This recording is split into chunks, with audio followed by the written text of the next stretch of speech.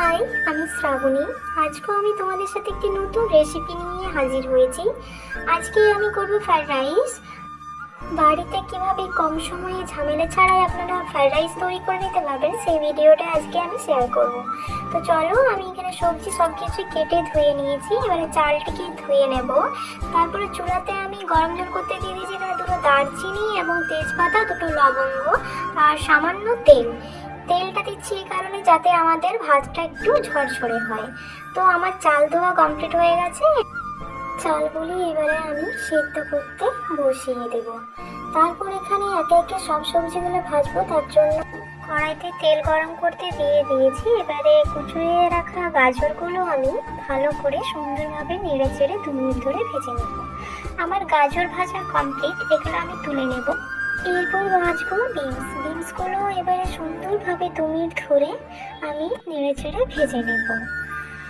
তারপর মটরশুঁটিগুলো সুন্দরভাবে 2 মিনিট ধরে ভেজে নেব। আপনারা ভাজাগুলোর মধ্যে একটু করে লবণ অ্যাড করবেন, কারণ আমি লবণ অ্যাড করেছিলাম, সেই স্কিপ করে গেছে, আমি দিতে পারিনি।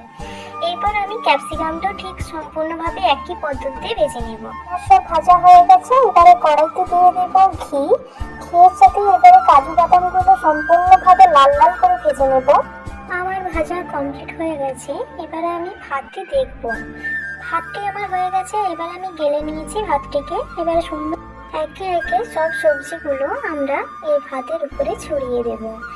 এইভাবে এরপর ঘিটাও আমরা সুন্দরভাবে ওর উপরে ছড়িয়ে দেব।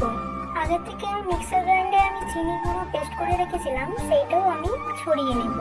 অল্প পরিমাণে লবণও ছড়িয়ে দেবো। এরপর ওই সেম পদ্ধতিতে একইভাবে উপরে ভাত রেখে তারপর ওই ভাজা সবজিগুলোকে সেমভাবে ছড়িয়ে নেব। আমি এখানে কাজু অ্যাড করেছি, তোমরা চাইলে এখানে কিশমিশও অ্যাড করতে পারো।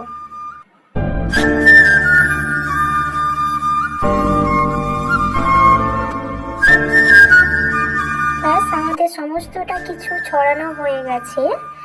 এরপরে আমরা এটাকে চুলায় বসিয়ে দেব। কিছুক্ষণ ধরে চুলায় বসানোর পর 5 মিনিট ধরে নেড়ে চেড়ে এটাকে সুন্দরভাবে ভাজতে থাকবো, যাতে সমস্ত উপকরণ ভালোভাবে মিক্সড হয়ে যায়।